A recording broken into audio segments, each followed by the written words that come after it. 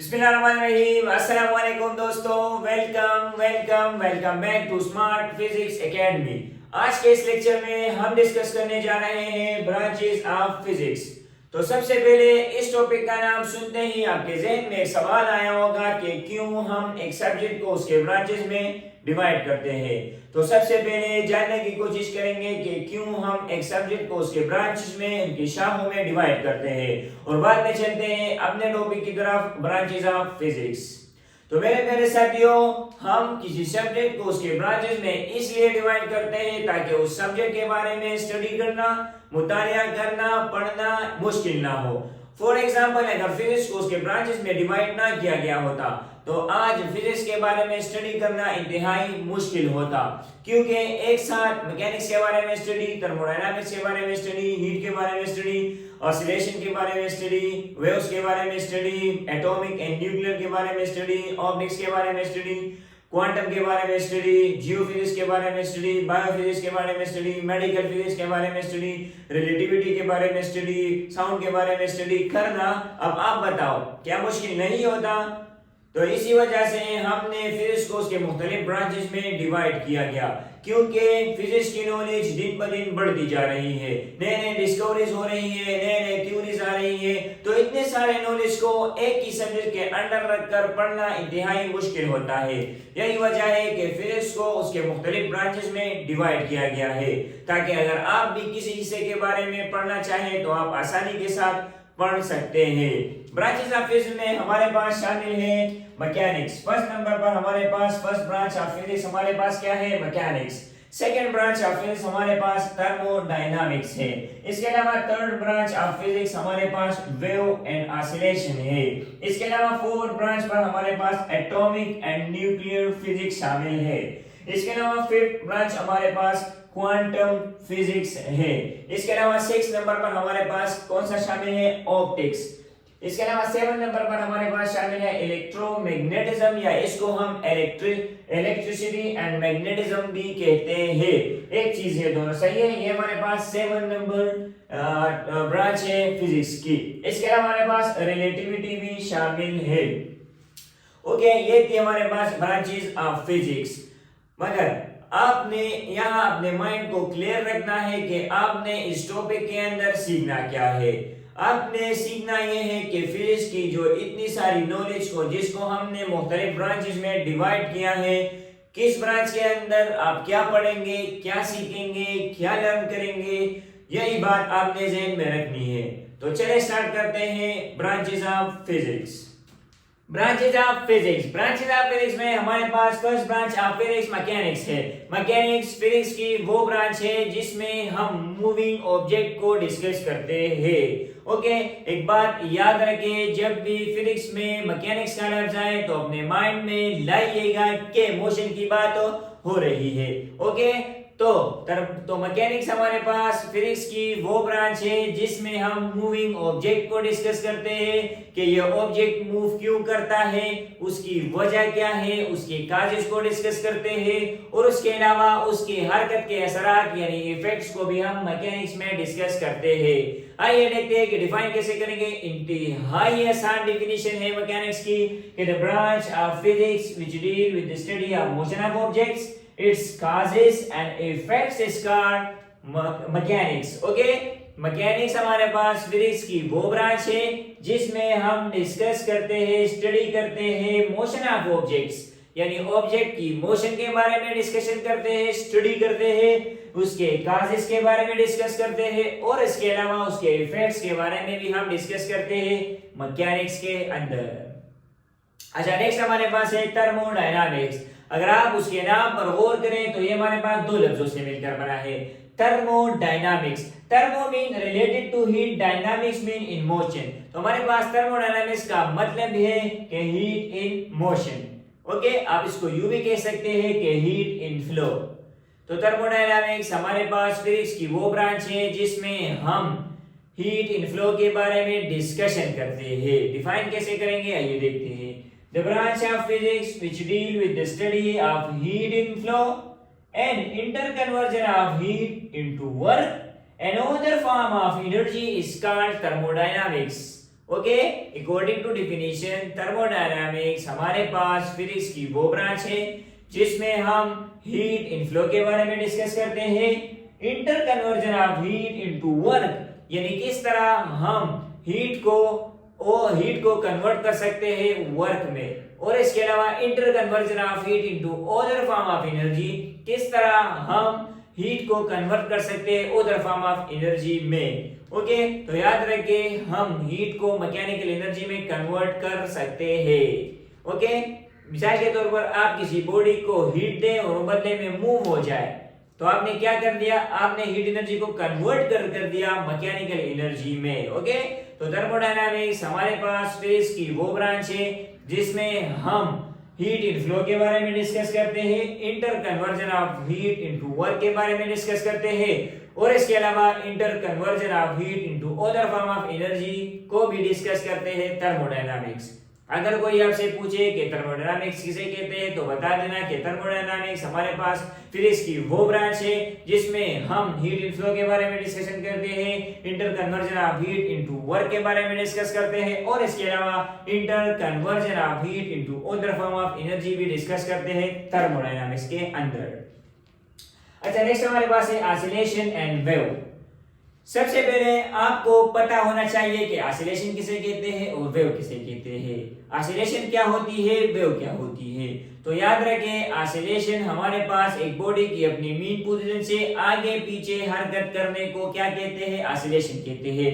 अगर कोई बॉडी अपनी मीन पोजीशन से आगे पीछे हरकत कर रही हो तो हम कह सकते हैं कि ये बॉडी ऑसिलेटरी मोशन परफॉर्म कर रही है। मिसाल के तौर पर आप झूले की मिसाल ले सकते हैं, क्योंकि झूला भी अपने फिक्स पोजीशन से आगे पीछे हरकत करती है। ओके, इसके अलावा आप पेंडुलम की मिसाल भी ले सकते हैं। अच्छा, नेक्स्ट हमारे पास है वेव। सिंपल अल्फाज में अगर मैं कहूं तो वेव हमारे पास क्या होती है, लहरें। लहरों को हम क्या कहते हैं, वेव्स कहते हैं। अगर हम किसी पानी के अंदर या तालाब के अंदर पत्थर फेंक दें तो पानी की सतह पर हमें लहरें नजर आती है, जिन्हें हम इंग्लिश में वेव्स कहते हैं। वेव हमारे पास वो डिस्टरबेंस या वाइब्रेशन है जो एनर्जी को एक जगह से दूसरी जगह ले जाती है without transfer of matter. Okay, यानी पार्टिकल अपनी जगह पर सिर्फ वाइब्रेट करती है, वो मुंतकिल नहीं होता एक जगह से दूसरी जगह, बस सिर्फ वाइब्रेशन परफॉर्म करती है। ओके, उसको हम क्या कहते हैं, वेव कहते हैं। वेव के हमारे पास दो बड़े मेन टाइप्स है, एक है मैकेनिकल वेव्स, एक है electromagnetical wave. Electromagnetic wave, mechanical wave हमारे पास वो वेव होती है जिसको मीडियम की जरूरत होती है। मिसाल के तौर पर साउंड वेव, वाटर वेव हो गया। ओके, ये हमारे पास मैकेनिकल वेव है। इसके अलावा हमारे पास नेक्स्ट है इलेक्ट्रोमैग्नेटिक वेव। इलेक्ट्रोमैग्नेटिक वेव वो वेव होती है जिनको मीडियम की जरूरत नहीं होती। मिसाल के तौर पर रेडियो वेव, इसके अलावा लाइट वेव जो हमारे पास है वो क्या है, इलेक्ट्रोमैग्नेटिक वेव है। ओके, तो ऑसिलेशन और वेव में इस ब्रांच में हम क्या स्टडी करने जा रहे हैं, इसमें हम सीखेंगे कि इसके वेव के बारे में स्टडी करेंगे, और इसके अलावा वेव्स के बारे में, ऑसिलेशन के बारे में हम स्टडी करेंगे, और इन दोनों के दरमियान ताल्लुक को भी हम यहाँ डिस्कस करेंगे। ओके, इसको डिफाइन कैसे करेंगे, आइए देखते हैं। The branch of physics which deal with the study of oscillation. Oscillation किसे कहते हैं, टू एंड फ्रो मोशन, इस तरह मैंने बताया, and wave is called oscillation and waves. यानी हमारे पास क्या है, ब्रांच ऑफ फिजिक्स है जिसमें हम स्टडी करते हैं ऑसिलेशन के बारे में और वेव्स के बारे में, और इन दोनों के दरमियान ताल्लुक के बारे में भी डिस्कस करेंगे ऑसिलेशन एंड वेव्स में। ओके, अच्छा, नेक्स्ट ब्रांच ऑफ फिजिक्स हमारे पास है एटॉमिक एंड न्यूक्लियर फिजिक्स। इसके नाम से ही हमें पता चलता है कि इसके बारे में, इसमें हम किसके बारे में स्टडी करते हैं, जी हाँ बिल्कुल, एटॉमिक के बारे में स्टडी करेंगे और उसके न्यूक्लियस के बारे में स्टडी करेंगे। बिल्कुल सही है। तो एटॉमिक एंड न्यूक्लियर फिजिक्स की वो ब्रांच है जिसमें हम एटम के स्ट्रक्चर के बारे में, एटम के प्रॉपर्टीज के बारे में ही डिस्कस करेंगे, और इसके अलावा एटम के न्यूक्लियस, उसके स्ट्रक्चर, उसके प्रॉपर्टीज, उसके न्यूक्लियर रिएक्शन के बारे में ही स्टडी करेंगे। मगर आपको सबसे पहले एटम के बारे में पता होना चाहिए कि एटम किसे कहते हैं। हमारे इर्द गिर्द जितने भी चीजें हैं सारे मैटर कहलाते हैं। ओके, लाइट के अलावा जब आप मैटर के छोटे से छोटा जर्रा लेते हैं तो हमारे पास एटम कहलाता है। फॉर एग्जांपल हमारे पास एक सॉलिड है, हम कंसीडर कर लेते हैं कि हमारे पास एक सॉलिड है, उसमें हमारे पास बहुत सारे एटम्स होते हैं।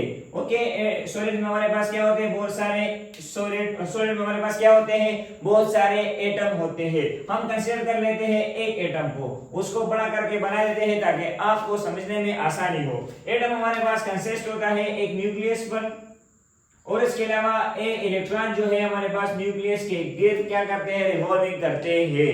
ओके, हमारे पास इलेक्ट्रॉन क्या करते हैं, रिवॉल्विंग करते हैं अराउंड द न्यूक्लियस, और न्यूक्लियस हमारे पास मुश्तमिल होता है प्रोटॉन प्लस न्यूट्रॉन पर। यानी एटम में हमारे पास एक न्यूक्लियस होता है जिसमें हमारे पास प्रोटॉन होते हैं और न्यूट्रॉन होते हैं। इसके अलावा इलेक्ट्रॉन जो है हमारे पास रिवॉल्विंग करते हैं अराउंड द न्यूक्लियस। ओके, तो एटॉमिक एंड न्यूक्लियर फिजिक्स में हम एटम के स्ट्रक्चर के बारे में, उनकी प्रॉपर्टीज के बारे में और न्यूक्लियस के प्रॉपर्टीज, स्ट्रक्चर, उनकी न्यूक्लियर रिएक्शंस के बारे में ही स्टडी करते हैं।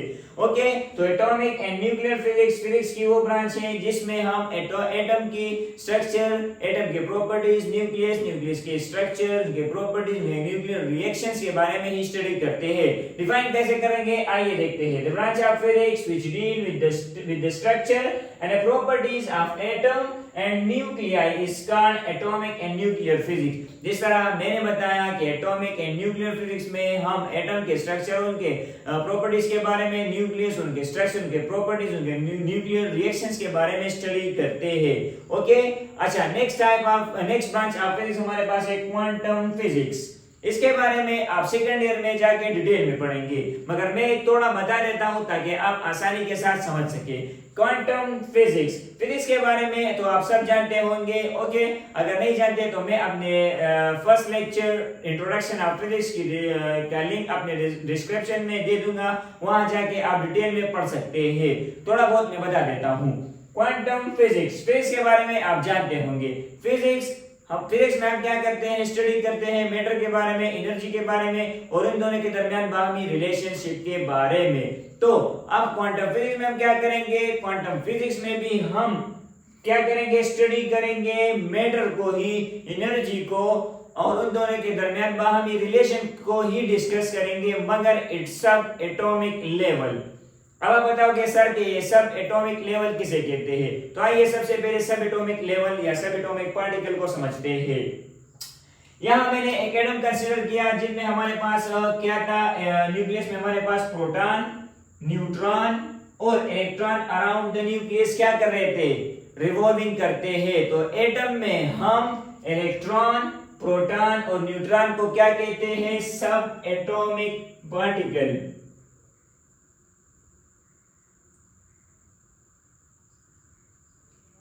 ओके, तो क्वांटम फिजिक्स में हम वही मैटर को स्टडी करेंगे, एनर्जी को स्टडी करेंगे, उसके रिलेशन को स्टडी करेंगे, मगर इट्स सब एटॉमिक लेवल पर, यानी हम प्रोटॉन, न्यूट्रॉन और इलेक्ट्रॉन ही को स्टडी करेंगे। ओके, तो क्वांटम मैकेनिक्स फिजिक्स की वो ब्रांच है जिसमें हम एनर्जी और मैटर को और उन दोनों के दरमियान बाहमी रिलेशन ही को डिस्कस करेंगे, मगर इट्स सब एटॉमिक लेवल पर, यानी बड़ी सतह पर नहीं, छोटी सतह पर हम डिस्कस करेंगे।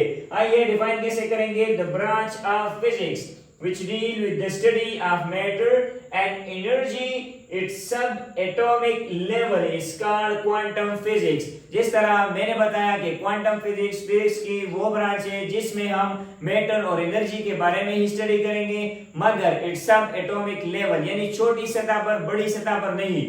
ओके, फिजिक्स में भी हम मैटर और एनर्जी के साथ हमारा ताल्लुक था, इसी तरह क्वांटम फिजिक्स में भी हम मैटर और एनर्जी के बारे में स्टडी करेंगे, मगर इट्स सब एटॉमिक लेवल, यानी बड़ी सतह पर नहीं, छोटी सतह पर। ओके, अच्छा, नेक्स्ट ब्रांचेस ऑफ फिजिक्स हम नेक्स्ट बोर्ड पर जाके ही डिस्कस करेंगे। अच्छा, नेक्स्ट ब्रांच ऑफ फिजिक्स हमारे पास ऑप्टिक्स है। ऑप्टिक्स फिजिक्स की वो ब्रांच है जिसमें हम लाइट के बारे में स्टडी करते हैं, लाइट के प्रॉपर्टीज के बारे में स्टडी करते हैं, लाइट के नेचर के बारे में स्टडी करते हैं। अगर आप भी लाइट के प्रॉपर्टीज के बारे में, उसके नेचर्स के बारे में, उनके इंटेंसिटीज के बारे में, कलर्स के बारे में और लाइट से बने हुए इंस्ट्रूमेंट जैसे कैमरे वगैरह के बारे में स्टडी करना चाहते हैं, तो आप किस ब्रांच में करेंगे, ऑप्टिक्स। ओके, अच्छा, क्योंकि ऑप्टिक्स का ताल्लुक किसके साथ है, लाइट के साथ है। डिफाइन कैसे करेंगे, आइए देखते हैं। It is the study of physical aspects, intensities and colors, its properties, working and use of optical instrument. Okay बच्चों, अच्छा नेक्स्ट हमारे पास जो ब्रांच ऑफ फिजिक्स है इलेक्ट्रिसिटी एंड मैग्नेटिज्म है।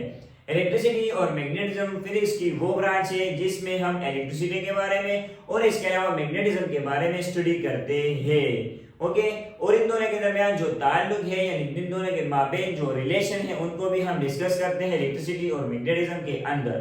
अब इलेक्ट्रिसिटी में हम क्या देखते हैं, इलेक्ट्रिसिटी में हम चार्ज इन फ्लो, ओके, जब चार्ज इन मोशन या चार्ज इन फ्लो को देखते हैं, जब चार्ज एक जगह से दूसरी जगह मूव करता है, तो इलेक्ट्रिसिटी और मैग्नेटिज्म में हम चार्ज इन फ्लो को डिस्कस करेंगे और इसके अलावा हम चार्ज इन रेस्ट को भी डिस्कस करेंगे इलेक्ट्रिसिटी और मैग्नेटिज्म के अंदर। इसके अलावा करंट की जो मैग्नेटिक इफेक्ट्स होंगे उसको भी डिस्कस करेंगे इलेक्ट्रिसिटी और मैग्नेटिज्म के अंदर। अगर आप इलेक्ट्रिसिटी और मैग्नेटिज्म के दरमियान रिलेशन को रियल लाइफ एग्जांपल में देखना चाहते हैं तो मैं एक छोटा सा एक्सपेरिमेंट करके आपको बताऊंगा जो आपको समझने में आसानी होगी। ओके, हम कंसीडर कर लेते हैं एक लोहे से बने हुए कील और इसके अलावा एक इंसुलेशन वायर को। ओके, जब हम लोहे से बने हुए कील के ऊपर एक इंसुलेशन वायर को बेंड कर देंगे और उस वायर को हम एक बैटरी के साथ अटैच कर देंगे जैसे यहाँ पर दिखाई दिया है। ओके, जब हम इस वायर को बैटरी से अटैच करेंगे तो इस वायर में चार्ज की फ्लो होगी जिसकी वजह से मैग्नेटिक फील्ड बनेगा और मैग्नेटिक फील्ड की वजह से ये जो कील है हमारे पास, लोहे से बने हुए कील हमारे पास क्या हो जाएगा, मैग्नेटाइज हो जाएगा। अब अगर हम दूसरे लोहे से बने हुए पिन को इस कील के करीब लाएं तो ये ऐसे अट्रैक्ट करेगा जैसे मैग्नेट हमारे पास लोहे से बने हुए अशिया को अट्रैक्ट करता है अपनी तरफ। ओके, मिसाल के तौर पर हमारे पास क्या है, एक दूसरी पेन है जो लोहे से बने हुई है। जब हम इसको इस कील के करीब लाएंगे तो ये हमारे पास अट्रैक्ट करेगा। अब अगर हम बैटरी के टर्मिनल इस वायर से हटा दें तो ये अट्रैक्शन खत्म हो जाएगी। ओके, अब अगर हम फिर बैटरी को ये वायर के दो टर्मिनल को बैटरी के साथ अटैच कर ले तो हमारे पास क्या होगा, हमारे पास फिर ये जो लोहे से बने हुए कील है ये मैग्नेटाइज हो जाएगा। तो इससे हमें पता चलता है कि मैग्नेटिज्म का इलेक्ट्रिसिटी का मैग्नेटिज्म के साथ कोई ना कोई ताल्लुक है, कोई ना कोई रिलेशन है। ओके, उम्मीद है ये एग्जांपल आपको समझ में आया होगा। अब डिफाइन कैसे करेंगे आइए देखते हैं। The branch of physics which deal with the study of charge at rest and in motion, there effects and their relationship is called electricity and magnetism. Okay, अच्छा नेक्स्ट ब्रांच ऑफ फिजिक्स हमारे पास relativity है। Relativity physics की वो branch है जिसमें हम Einstein के मशहूर theory special theory of relativity को डिस्कस करते हैं। अब स्पेशल थ्योरी ऑफ रिलेटिविटी क्या होती है ये आप सेकंड ईयर में जाके डिटेल में पढ़ेंगे, मगर अब मैं आपको थोड़ा बता देता हूं कि स्पेशल थ्योरी ऑफ रिलेटिविटी क्या होती है। बस आपने ये याद रखना है कि रिलेटिविटी क्या है। ओके, तो बता देना कि ये फिजिक्स की वो ब्रांच है जिसमें हम आइंस्टाइन के मशहूर theory special theory of relativity को डिस्कस करते हैं। अब ये स्पेशल थ्योरी ऑफ रिलेटिविटी क्या है, ये हमें ये बताती है कि टाइम एंड स्पेस हमारे पास क्या है, रिलेटिव है, एब्सोल्यूट नहीं है। अब ये बात समझाना आपको इंतहाई मुश्किल है क्योंकि ये आपके लेवल का नहीं है। बस इतना याद रखिए कि हमारे पास कोई भी बॉडी मोशन में मुकम्मल तौर पर मोशन में नहीं हो सकती और इसके अलावा हमारे पास कोई भी बॉडी मुकम्मल तौर पर रेस्ट पर नहीं हो सकती। ओके, आपके लिहाज से कोई बॉडी मोशन में होगी मगर किसी दूसरे ऑब्जर्वर के लिहाज से वो मोशन में नहीं होगी। ओके, आपके लिहाज से तो मोशन में होगी मगर दूसरे ऑब्जर्वर के लिहाज से वो मोशन में नहीं होगी।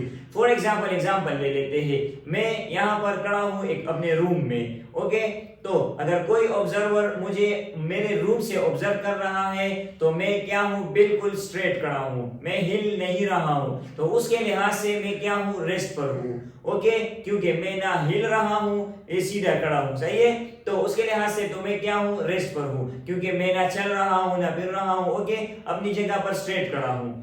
अगर दूसरा ऑब्जर्वर जो इस प्लेनेट यानी इस दुनिया से बाहर मुझे देख रहा है, मुझे ऑब्जर्व कर रहा है, तो उसको लग रहा होगा कि शायद रेस्ट पर नहीं है, मोशन पे है। क्यों?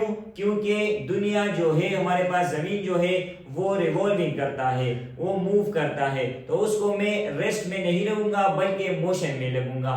तो मेरे ऑब्जर्वर जो मेरे सामने बैठा है उसके लिहाज से मैं क्या हूं? मैं रेस्ट पर हूं। और दूसरा ऑब्जर्वर जो मुझे मून से या किसी और प्लेनेट से देख रहा है तो उसके लिहाज से मैं मोशन में हूं।